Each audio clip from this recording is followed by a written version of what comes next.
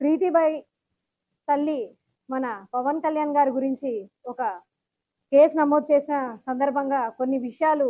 Already ప్రతి ఒక్కరికి తెలిసిన విషయమే, కానీ మళ్ళీ మనం ఒకసారి పునర్పరిశీలించుకోవడానికి మేము ముందుకు తీసుకొస్తున్నాను. ముందుగా ఈ వీడియో చూసిన తర్వాత మనం మాట్లాడుకుందామని సందర్భంగా తెలియజేస్తున్నాం. ఎందుకంటే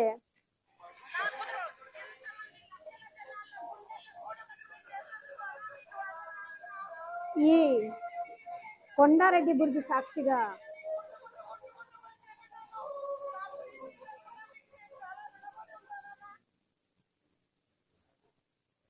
ఈ వీడియోలో మీరు స్పష్టంగా చూశారు. ఈరోజు ఏ నాయకుడైతే న్యాయం చేయలేదు, ఏ నాయకుడైతే నాకు మోసం చేశాడు అని చెప్పి ఆమె కేసు పెట్టిందో, ఆ నాయకుడు ఆ ప్రీతిబాయి తల్లికి, పార్వతి గారికి న్యాయం కోసం ఒక ఆడపిల్ల పచ్చలారని చిన్న పాపకి ఒక స్కూల్లో జరిగిన సంఘటన గొంతెత్తి నిలబడి మాట్లాడినటువంటి వ్యక్తి మా అధినేత పవన్ కళ్యాణ్ గారు, నేడు డిప్యూటీ సీఎం పవన్ కళ్యాణ్ గారు. ఆ తల్లిని ఒక చెల్లిగా, అక్కగా భావించి ఈ తల్లికి జరిగిన అన్యాయం ఎవరికి జరగకూడదని ఇదే కర్నూలు గడ్డ మీద, ఇదే కొండారెడ్డి బుర్జు మీద లక్షల మందికి, కోట్ల మందికి ఎక్కడి నుంచో తెలంగాణ, తమిళనాడు రాష్ట్రం దాటి, దేశం దాటి కూడా ఆ కవాతుకి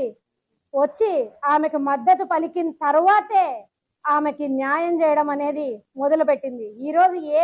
ప్రభుత్వం వలలో అయితే ఆనాడు జరిగినటువంటి పరిస్థితిలో ప్రభుత్వం వాళ్ళ వలలో అయితే పడి ఈరోజు ఇలాంటి మాటలు మాట్లాడుతున్నారో, ఆవిడే ఈ సిబిఐకి సంబంధించినటువంటి కేసు విషయంలో కూడా ఈ ఒక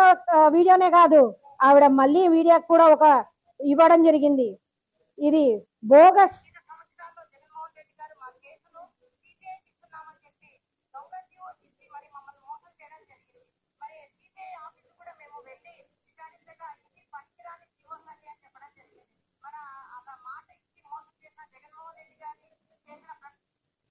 మరి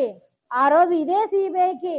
ఇవ్వకపోగా అసలు ఈ కేసు గురించి పక్కదావ పట్టేసి అసలు ఎవరు మాట్లాడలేనటువంటి పరిస్థితి ఉన్నప్పటికీ పవన్ కళ్యాణ్ గారు అక్కనే చేర్చుకొని ఈమెకు న్యాయం చెయ్యాలని చెప్పి తన సొంత కూతురికి జరిగితే ఎలా మాట్లాడతారో అంత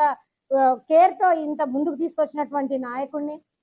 ఇదే మనిషి సిబిఐ మాకు న్యాయం చేయలేదు అని చెప్పి పేపర్లు చించేసి ఇదే మీడియా ముందు నాకు జగన్మోహన్ రెడ్డి గారు అన్యాయం చేశారని మాట్లాడడం జరిగింది. ఆనాడు పవన్ కళ్యాణ్ గారు మాట్లాడితేనే ఈ రోజు ఆమెకు వచ్చే ఆ ఎస్సీ ఎస్టీ అల్ట్రాసిటీకి సంబంధించినటువంటి ఏదైతే లబ్ధి పొందు తీసుకున్నారో అవి కూడా ఆ నాయకుడు గట్టిగా మాట్లాడి ముందుకు చేస్తేనే ఈ రోజు ఆ ముందుకు తీసుకురావడం జరిగింది. కానీ అవన్నీ జరిగిపోయిన తర్వాత